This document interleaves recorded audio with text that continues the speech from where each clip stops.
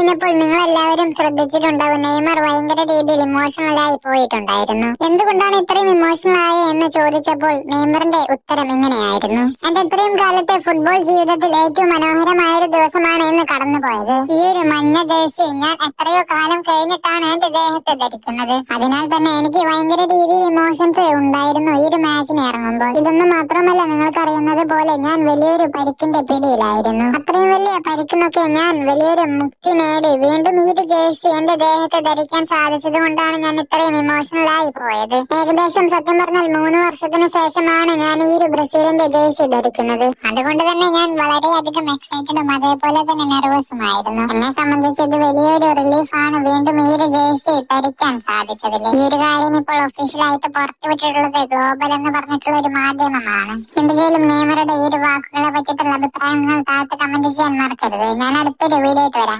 Okay, by.